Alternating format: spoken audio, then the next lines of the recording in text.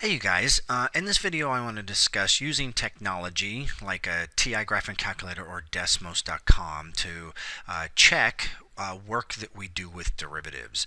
So I'm actually taking this example out of a prior video that I have recorded, but I don't want to go over actually finding the derivative here. I just want to jump to the result that we have.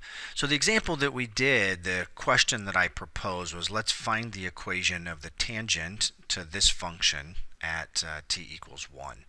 So the example, we were going over the product rule, so I'm going to skip that work and we're going to jump right to the derivative of that function and then finding that, doing some verification and checking our work with technology. So my tangent line is really 7t minus 11. So here's the equation of my tangent line.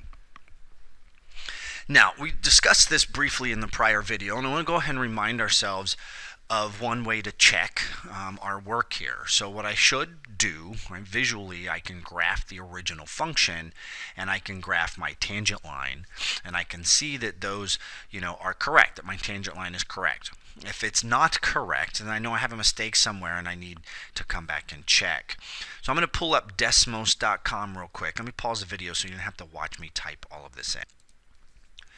Okay, so I brought up Desmos.com and I plugged in my original function, and we can see that is being graphed here.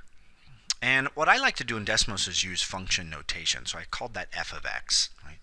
And then I'm going to just point out to myself that if I plug 1 in, I get a y of -4. So we're checking that point that we found on the graph. Right? All right, now what I want to do then is graph my tangent line. So let me scroll back down. My tangent line was 7t minus 11. So let me bring Desmos back up and let me delete that. So I'm going to do h of x equals 7x minus 11. And we can see it looks like we're tangent to the graph, and it's at t equals 1, right, where we're supposed to be tangent. In fact, let me plot that point. Let me do 1 comma f at 1. So it's going to plot that point for me. Let's label it. That'll be fun.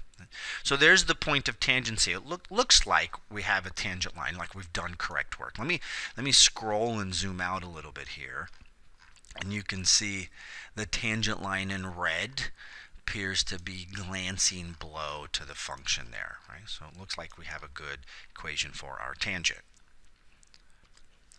Now keep in mind, if I'm using other technology like a Texas Instruments graphing calculator of some sort, I could take the same approach, hit the y equals key, type in my original function ny1, type in my equation of my tangent ny2, and then I should be able to graph and see the tangent come in to the function. So it looks like we're good at the point 1, -4. We have the tangent to the graph there. Now there's a couple other features that I want to discuss with you technology-wise for a moment here. So if we look at, let's look at the TI for a moment. So let me do second mode and quit to the home screen. And I'll point out to you that the TI-84, the TI-83, the TI family in general has ways to evaluate the derivative. What I want to show you is just on the home screen how I could evaluate the derivative. So what I would do from this point is I would hit the math key, and if I scroll down, I think it's number 8 here, it is, I'm going to find the derivative, numerical derivative of a particular function.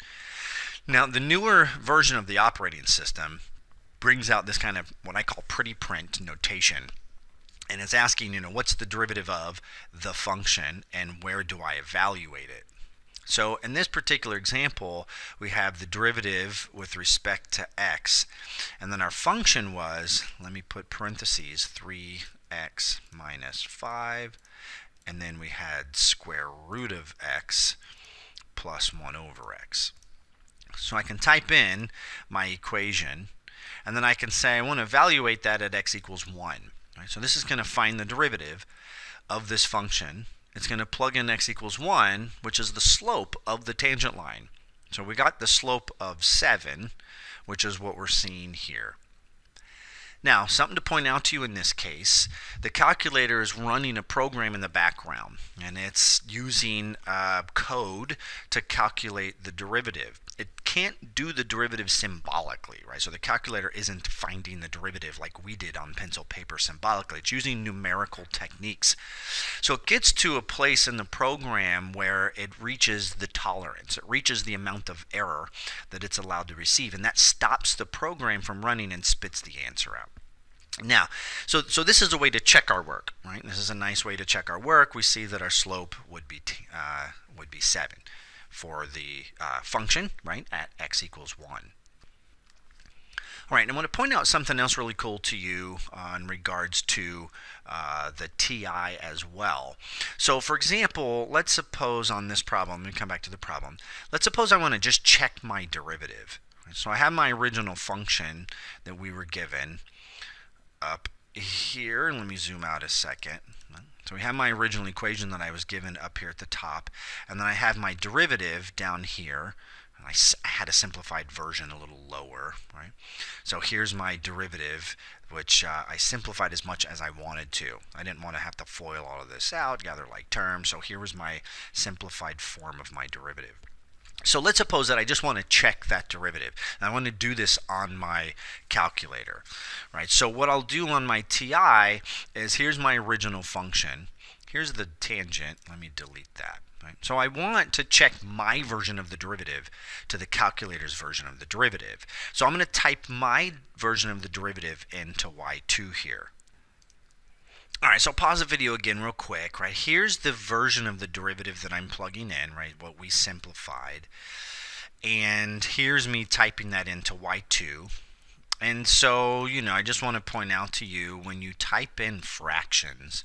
So notice in this first fraction here, the numerator is a monomial, the denominator is a monomial. That's one term in that monomial. But when I type a fraction in and I have more than two terms in a numerator or denominator, what I want to do is parenthesize those. And I even made the mistake here. So 1 over 2 root x was in the second piece of our derivative. And I want the denominator in parentheses, right? I want 2 root x in its own parentheses. Okay? So I actually left the parenthesis off here. So I'm going to come back and insert the parenthesis. So I'm going to do second delete is an insert key and put the parenthesis there. So I'm encasing the whole thing in parentheses in that denominator. And again, this denominator has x squared, which is really just one term, right? It has t squared. So I'm just not going to encase that in parentheses. It's not necessary. Now what I'm going to do is have the calculator find the derivative of the first equation. So I'm going to do what we just did a moment ago. I'm going to hit math, and I'm going to choose number 8, the numerical derivative. So again, I'm taking the derivative with respect to the variable x, and I can type the whole equation in here. Or what I can do is tell the calculator to take the derivative of y1. So I don't want to have to retype all of this in y1. So what I'm going to do is hit the vars key, which stands for variables. What I'm looking for is a y variable. It was a function, and it was equation y1. So it is going to take the derivative of that equation in y1. And then I want to evaluate the derivative. Now, what we just did a second ago was we plugged in x equals 1, and it gave me the number 7. But what I want it to do is find the derivative for every possible value of x and plot that graph. So I'm going to plug in x, right? I'm going to have it find the derivative for every value of x. Now, what I want to do, here's y3 is the calculator's version of the derivative. y2 is my version of the derivative. I don't really want to look at y1, so I'm going to hit enter on the equal sign and just turn it off. Now I'm going to go to the table. I'm going to do second graph and go to the table. And I can see that my derivative in y2, calculator's derivative in y3 match numerically. So for each value of x, for x equals 7, I can see these two match. So my derivative and the calculator's derivative are equal to each other. So that's kind of a cool way to be able to check my derivative using a TI calculator. Now, of course, I always could hit graph and see that the two graphs are the same. So there's my version of the derivative, and then we can see lying right on top of that is the calculator's version of the derivative.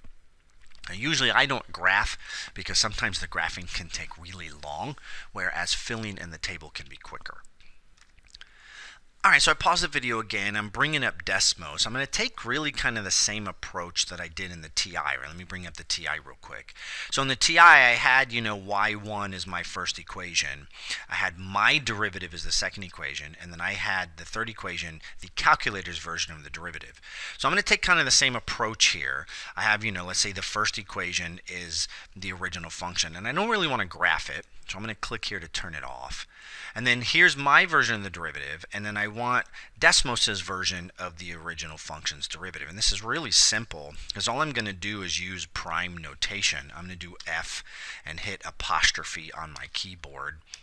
And then there's its version of the derivative. It's calculating the derivative for me. That's really cool. All right, so we can see that if I turn that off, my derivative's in blue, and when I turn that on, the Desmos derivative is in black and lies right on top of it, and we can see that they're equivalent to each other. All right, I hope this was helpful in discussing how to use two different types of technology to check works of derivatives, slopes of tangents. Take a look at some of the other videos where we will discuss other techniques of checking work in a calculus course, integrals in particular, and even power series from a Calc 2 class, as well as other videos related to a college algebra course or maybe a pre-calculus class. And we'll see you next time.